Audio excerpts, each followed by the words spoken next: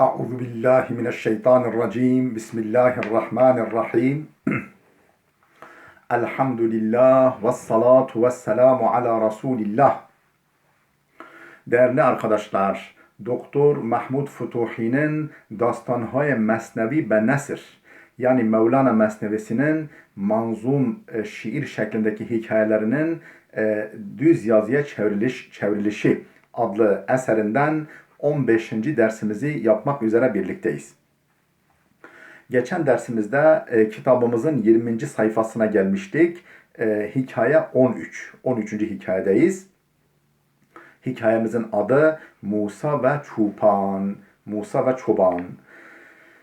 Hazreti Musa در راهی چوپانی را دید که با خدا سخن می گفت. Efendim Hazreti Musa در راهی bir yolda çupani ra did ki bir çobanı gördü ki ba Huda sohan mi goft, Allah'la söyleşiyordu. Yani Allah hakkında konuşuyordu kendince. Çoban mi goft. Çoban diyordu ki ey Hudaya buzurg, ey büyük Allah, tu kuca hasti, sen neredesin? Ta nukere tu şevam, ta ki senin hizmetkarın olayım. Sen ey büyük Allah, sen neredesin? Bilsem gelip senin hizmetkarın olurum. Kefşhayet ra temiz kunem, ayakkabılarını silerim. Seret ra şane kunem, saçını tararım. Libas hayet ra bişhuyem, beşehayet ra bikuşem. Elbiselerini, çamaşırlarını yıkarım ve seni rahatsız eden sivrisinekleri öldürürüm, kovarım. Yani sana hizmet ederim, seni rahat ettirmek için elimden geleni yaparım. Şir berayet biyaverem, senin için süt getiririm. Destet ra bibusem, ellerini öperim. Payet ra nuvaziş kunem, ayaklarını sıvazlarım, ayaklarını masaj yaparım, ayaklarını sıvazlarım. Rehtxabet ra temiz ve amade kunem. Yatağını temizlerim ve hazırlarım senin için. Yatağını temizlerim ve hazırlarım. Begu kucay. Söyle bana neredesin? Ey Huda, ey Allah'ım. Heme buzhay men fedaya tu bad. Bütün koyunlarım, keçilerim sana feda olsun. Hayuhuye men der kuha beyad tust. Benim dağlardaki hayhuylarım, böyle seslenişlerim, çığırışlarım hepsi seni hatırlamak içindir.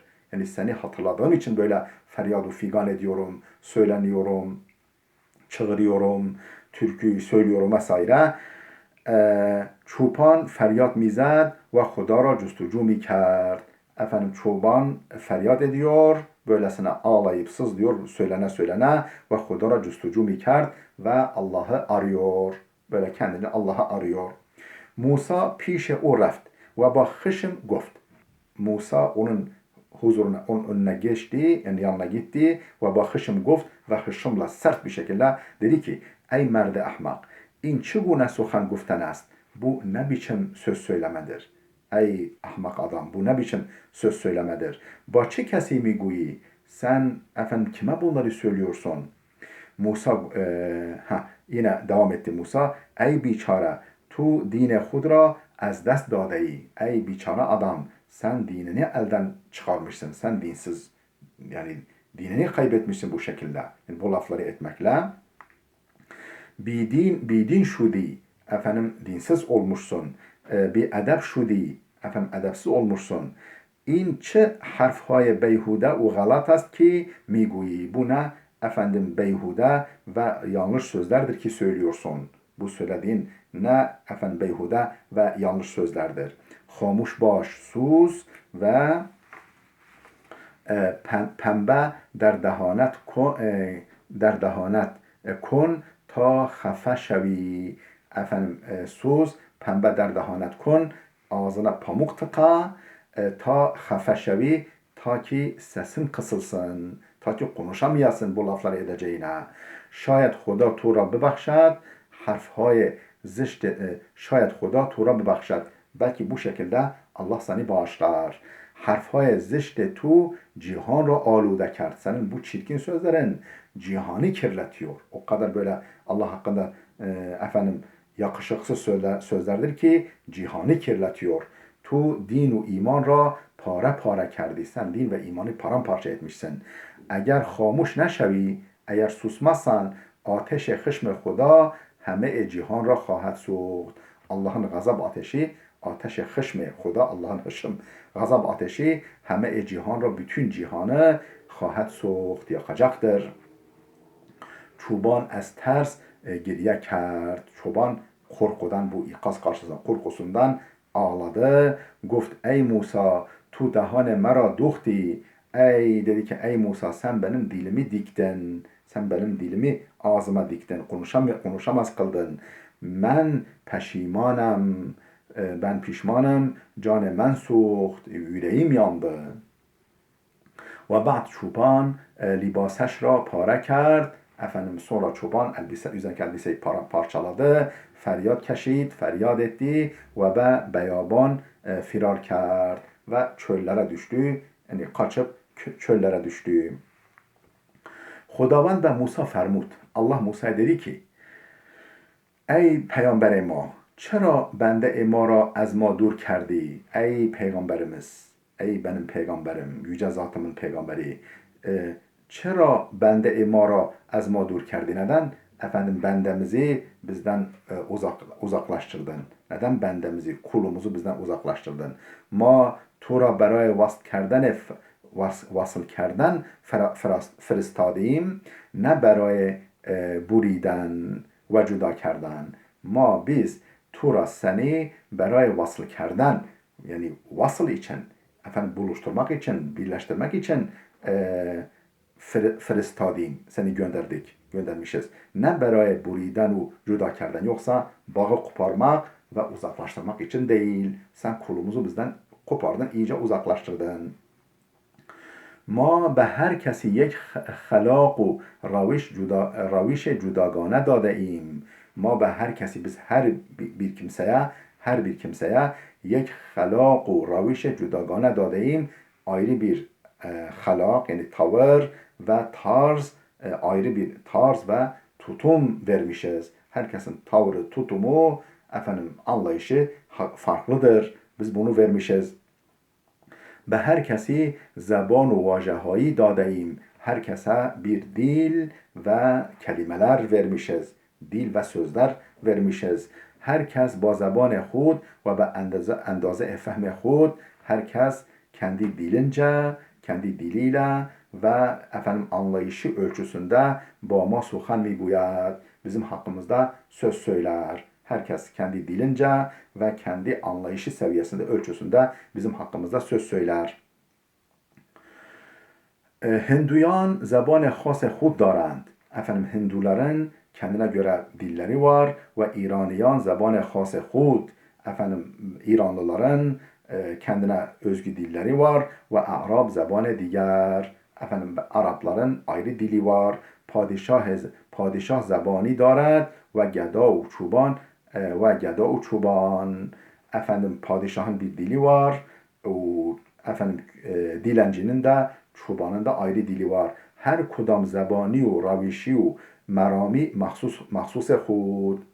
Her kudam, yani her birinin زبانی bir dili var, ravişi tarzı var, merami mahsus خود. Kendine özgü bir merami var, amacı var, tarzı var, dili var. ما به اختلاف زبانها و روشها و صورتها کاری نداریم. Bizim dillerin farklılığıyla, tarzların farklılığıyla, suretlerin, görüntülerin farklılığıyla işimiz yok. Kari نداریم, işimiz yok. ما به اختلاف زبانها، روشها و صورتها کاری نداریم. کار ما با دل و درون است. Bizim işimiz gönül ve iç dünyayladır. Bizim işimiz gönül iledir ve insanların, kullarımızın iç dünyasıyladır. Ey Musa, adabdani و صورتگیری جداست و عاشقی و سختگی جدا. Ey Musa, adabdani و صورتگیری, adab bilmek, şeriatın kurallarını bilmek, adabını bilmek, ve şekillere riayet etmek, şekillere, görüntülere uymak cüdast, ayrı bir şeydir. Ve aşıkı ve suhtagi cüda.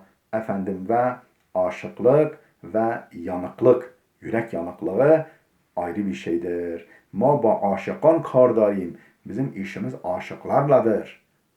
Görüntüye takılanlarla değil, görüntüye saplananlarla değil, bizim işimiz aşıklarladır. Mezheb-i aşıkan ez zeban u mezheb surat peresttan cüdast. Mezheb-i aşıkan, aşıkların mezhebi, aşıkların din yolu, din anlayışı ez zeban u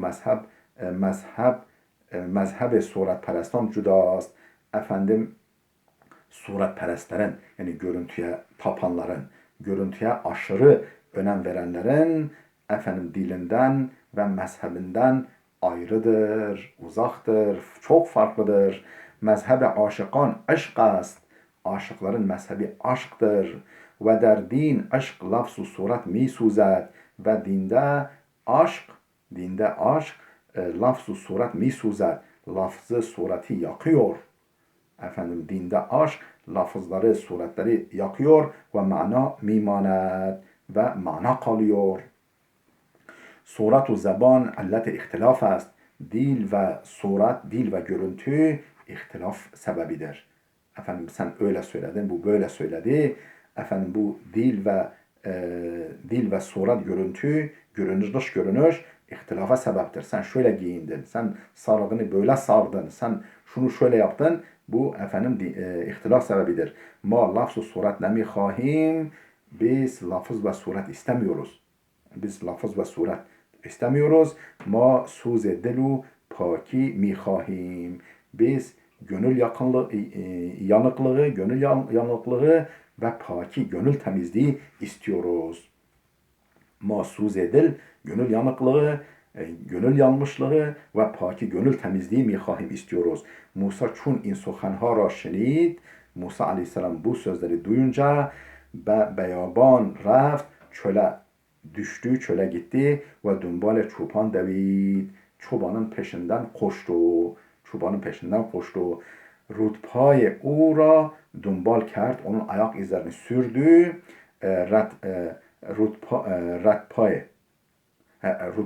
ردپای او را دنبال کرد. ردپای دیگران فرق دارد. Yani başkasının, yani ayak izleri farklıdır. Musa çoban را یافت. Musa çobanı buldu. O را گرفت. Onu yakaladı ve dedi ki müjde ki Hudavet fermud. Müjde sana ki Allah buyurmuş, hiç tertibi ve adabi mecu. Böyle tertipmiş, kuralmış, disiplinmiş. Bunu arama, adab, erkan, tertip arama. Her çi mihahet der dile tenget begu. Sen o özlem dolu, böyle daralmış, hasret dolu gönlü ne istiyorsa söyle dedi. Değerli dostlar, hikayemiz burada bitti. Gerçekten çok derin, çok hikmetli bir söz. Yani birçok insanın hastalığı bu. Özü kaybetmişiz. Çoğu insan özü kaybetmiş. Görüntüye, şekle saplanıp kalmış. Kaşı şöyle, gözü şöyle, yok pantolonu şöyle, yok şu şöyle. Yani buna takılıp kalmış. Tabii bunlar da önemli ama asıl önemli olan özdür, gönüldür. İlahi aşktır, marifetullah'tır. Budur. Gelecek dersimize kadar Allah'a emanet olun.